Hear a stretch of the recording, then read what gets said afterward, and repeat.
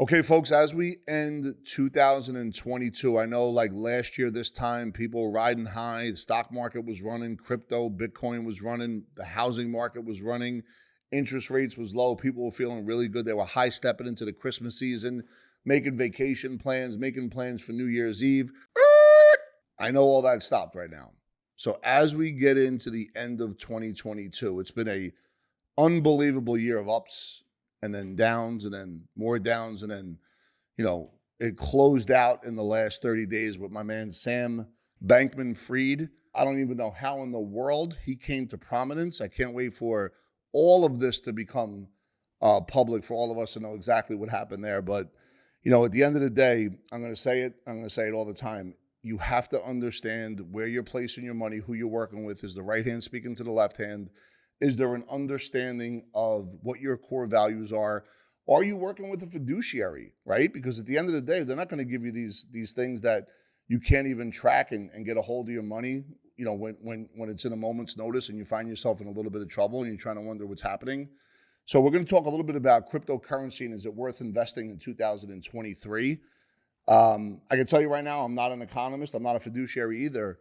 What I do, though, is like to ask a lot of questions. And as I begin to ask questions, I like to formulate my own thought process behind those questions. So I think that the better questions I could ask, and I invite this to happen to you as well, the better, more qualified questions that can be asked, you could put yourself in a position that the folks that work with you, the folks that, are giving you ideas and working with your money, the financial professionals, whether it's your accountant, whether it's your fiduciary trust officer, insurance agent, estate attorney, whoever it is, two things: if they're aligned for your benefit and if they're aligned with each other for your benefit, and the right hand is speaking to the left hand. So that's three things.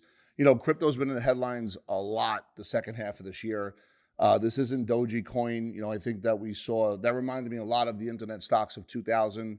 I think that if we look at TikTok as a place to find investment advice, you will find good information.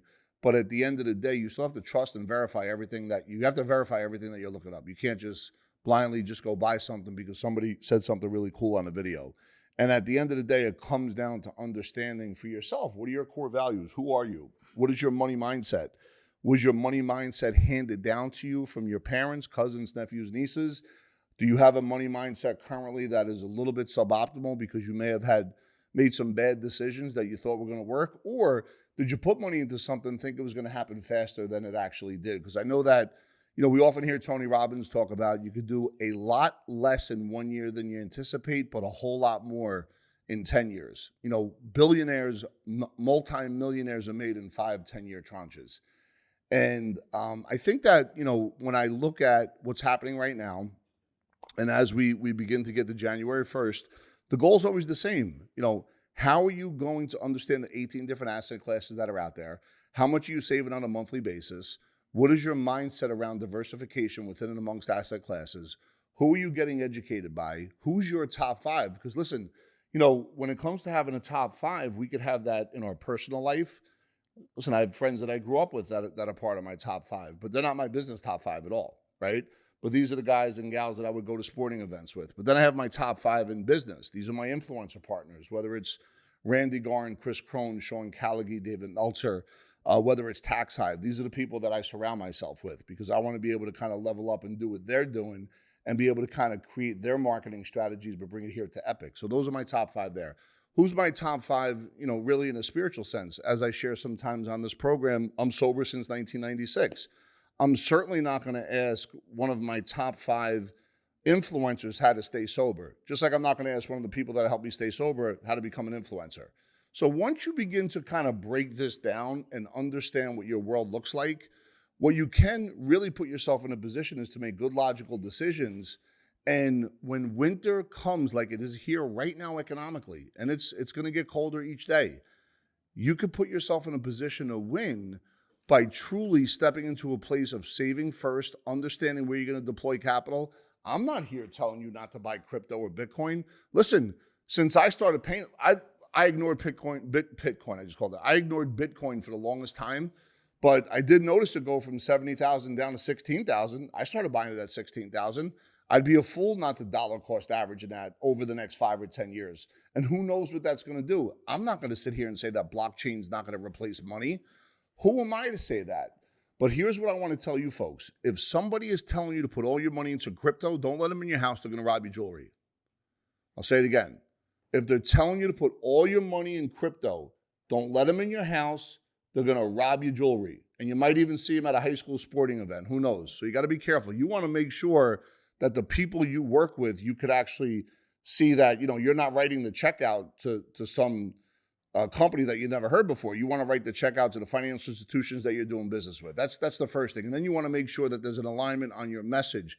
And then you want to make sure that you understand in your core, at least in my opinion, you might hit lotto, but there's no such thing as overnight success. It doesn't happen. Overnight success is 10, 15, sometimes 20 years in the making.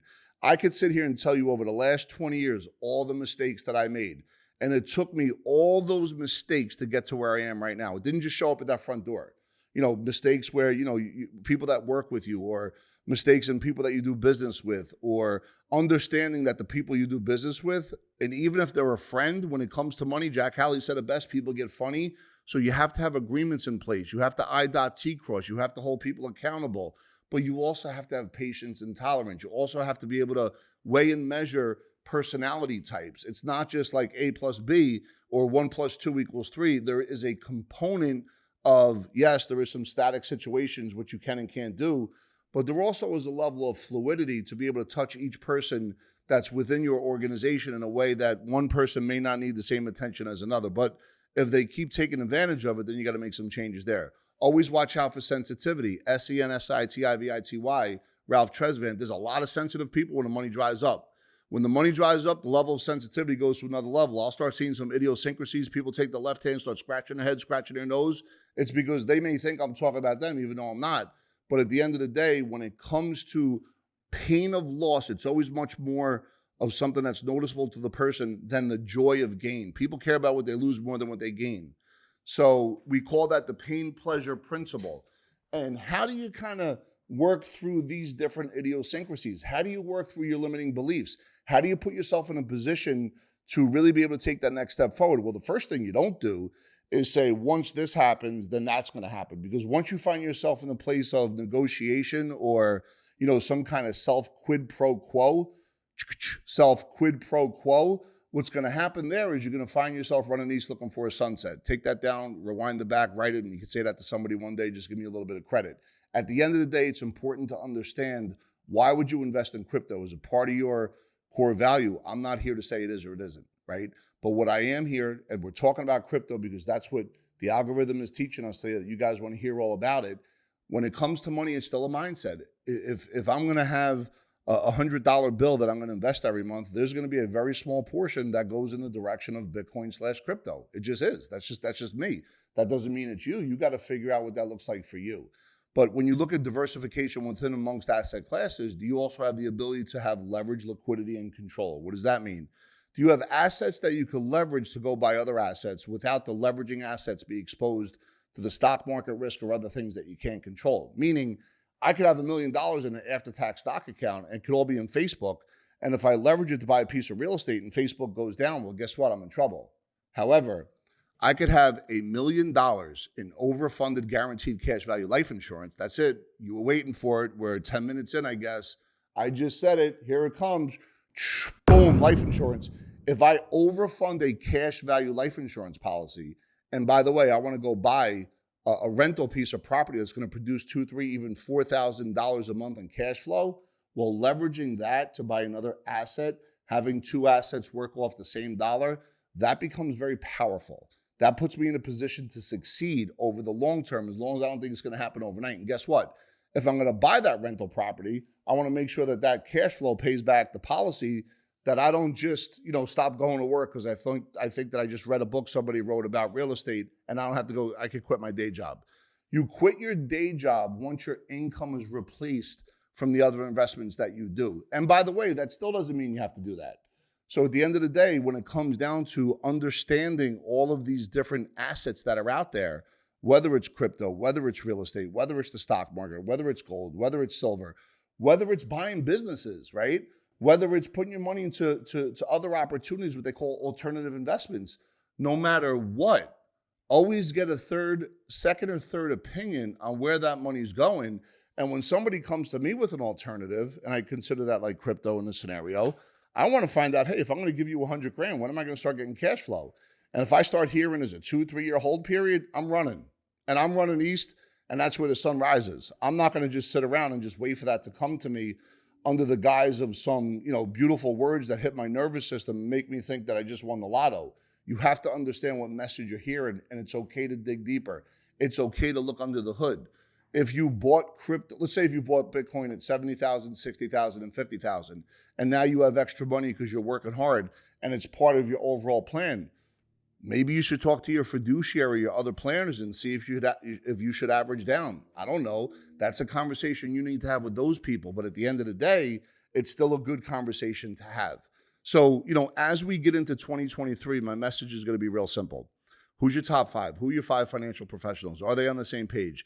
Is there a personal financial website that you set up that they could all go on that page for the benefit of your thinking? Can you meet with them even on a Zoom call on a quarterly basis and sit down? Because remember, they work for you. You don't work for them. You're paying them. They're not paying you. And if they get annoyed that you're calling them, then fire them. Find somebody else that genuinely wants to work for you. Make sure you put people over profits, not profits over people. Let me say that again. People over profits, not profit over people. Because if you put profit over people, you're going to feel pain 3-4 years later. Anyway, you want to make sure on a quarterly basis, everybody's getting together for your benefit, checking in, because things in our world change. Look at 2022. Everything was great in January. All of a sudden, there was a war in Ukraine. That started messing up the supply chain. I think some other flu happened in China. Something else was going on over there. That messed with the supply chain. Then interest rates started going up, and then they started going up, and then they started going up, and then they started going up. And then all of a sudden, I think they finally admitted, I'm not even sure if they admitted yet, but we're in a recession, right? So interest rates, recession. I know the numbers in December are kind of status quo from where they were last month. It hasn't been an increase. There's been a midterm election, which has created gridlock. You will get the people that love the stock market that are going to tell you when there's gridlock, it creates certainty in the market. So you should see a better path forward for the next 2 years. That's not my opinion. That's just what I hear. Not to say that it's true or not. You always want to go look at the past and see what the past could tell you. Use that as a point of reference, but not your final decision making. And we often talk about, the fact that we're in a $30 trillion debt, right? America's credit card balance is $30 trillion. I think the money that America may be earning is about $24 trillion. So we're running at a deficit, right? It's getting worse each year. Whether there's a Democrat in office or whether there's a Republican, that deficit continues to climb and the money continues to get printed. So at some point, as we continue to kick the can down the road, something's got to give, right? And for me, I remember 2-3 years ago, cash was not king because rates were so low and everything was running. But cash is king right now. Cash is in a place where it gives you the opportunity to kind of take a deep breath, look around, get on top of that mountain, and buy things on discount. Because there's an opportunity right now to buy things on discount and be able to put that money to work for you. You'd have to figure that out with your people. I'm just telling you how I think. Anyway, go ahead and click the link below. A couple of things. If you ever want us to do another video on this topic or any other topic, feel free to let us know. I've been seeing some of your comments lately. Thank you so much. Continue to add comments. We want to play in that space with you. If there's anything about this video that you like in particular. But with that being said, go ahead and click that link and subscribe. I'll have one of the team members here at Epic sit down, answer any questions that you may have. We also have a link for the Epic Financial Freedom Map, which is really a discovery process of not where you want to go, because everybody always wants to get to some destination, which is more cash flow and retirement, but really get honest where you are today. Because if you could honestly know where you are today, guess what? You could re-engineer back to today and figure out what you need to save on a monthly basis to get to where you want to be. And always remember, taxes are a killer. So all your investments, you need to understand the difference between long-term, short-term capital gains, ordinary income, and how to position that properly with your money. Thanks for checking us out, and I'm super grateful that you're part of the channel.